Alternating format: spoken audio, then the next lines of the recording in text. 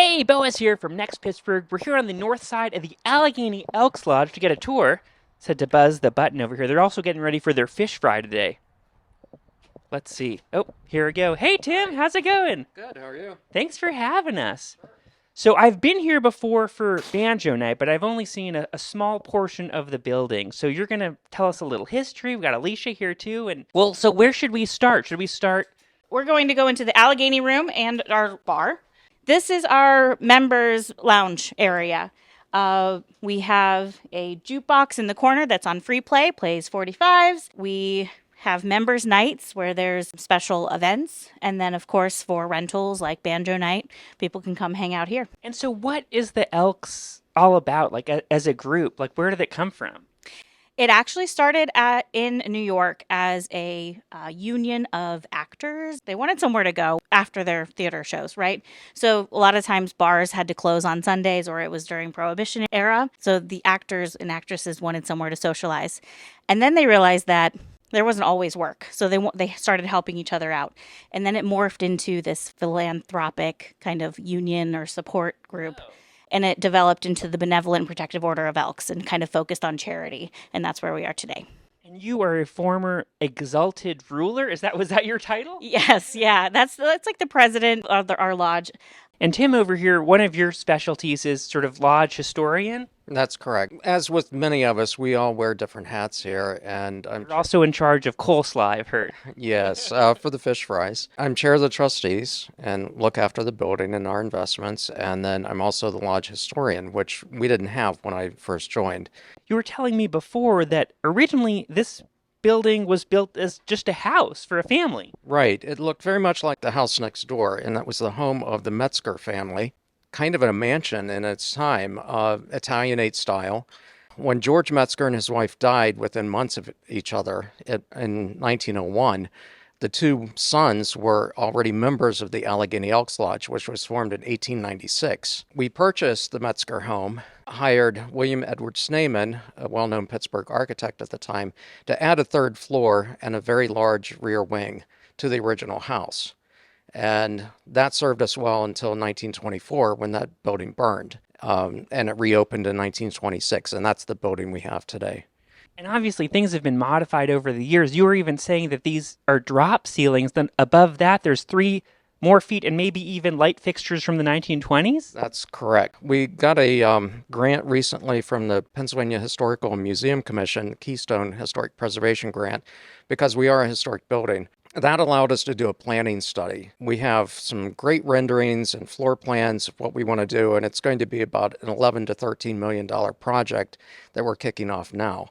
And there's so many unique parts of this building. I know Alicia was mentioning earlier there's a bowling alley here. Yeah, we'll take you up and we'll show you the bowling alley. It's vintage. Yeah, well, let's go check it out. Okay, let's go. As originally designed, the bowling alleys were in the basement. And so we've been told during the St. Patrick's Day flood, they moved them up here after the flood. Yeah. They've been here since the 40s. So, Alicia, since you're a member of an Elks Lodge with a bowling alley, does that mean you're really good at bowling?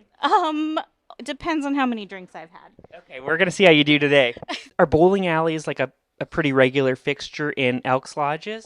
They were really popular in all kinds of fraternal organizations. And so this is members only and they can just come whenever and play? Members and guests, and it's available as a rental as well. So if you want to have a birthday party here, you can do that. Really lucky there. I was really lucky. Okay, these look like some grand double doors. Where are we going into here? This is the old lodge room. And it's not been used for a couple of 3 decades, maybe. This was designed by Edward B. Lee. And so what's, like, through this chunk of roof, like, what did the old ceiling used to look like? It was arched, and all the framework is still there, so that's one thing that we want to restore on this level, is take down the drop ceiling, restore the arch ceiling, open up the balcony. I mean, maybe there's some secrets, but are you allowed to talk about what kind of, like, ceremonies or things would happen in this room? So this would have been the lodge room where we conduct our monthly business meetings and initiate new candidates. Are people wearing, like, special outfits? We all wear tuxes during, really? yes. So all the officers will be in tuxes. Women have capes that they wear. Probably for the past 20 or 30 years, we haven't used this as the lodge room. But a lot of our original furniture is still here, which dates to about 1902. The first time you came to a meeting, was it like overwhelming? So the initiation is overwhelming. You're standing, and there's a lot of fanfare. The Elks borrowed quite heavily from the Masonic Lodge when they set up their ritual and the stations and so forth. So there's being a member of both organizations, it's interesting to see how they correlate. My gosh, I know you said there are only 6 floors, but it feels like we've gone up at least 8 by now. I know. I get out of breath on these stairs. We're now in the east penthouse. We're on the roof, and the roof is bordered on either end by 2 penthouses. And between Houses where people would live? No, these are all service related. So this was food service, and our dumb waiters from the kitchen still come up here. Oh, wow. Well, it's still an amazing view. What a backdrop. I mean, imagine having an event up here. So all of these parapets down both sides were lined with pergola structures. So they were wooden structures. And then against this wall, we had a colonnade, which had a pergola roof and then wood columns. And the bands would play on this end. So now we're heading down into the basement? Correct. This is what we use now as our lodge room until we can move back upstairs. Yeah. But our membership has been increasing so much that the size of our classes is making the space really tight and not very usable. And so if someone is interested in joining, like, what is that process like? There's a paper application form, and there's also an online application form that's sent via email. The 2 basic requirements are American citizenship and a belief in a higher being. I walked in during a banjo club performance and happened to be sitting next to the Exalted Ruler that night at the bar and asked what it took to become a member. And after a short conversation, I got my membership application. That was 13 years ago. We had about 300 members at that point, and now we are on the cusp of 800. And then how did you first hear about it?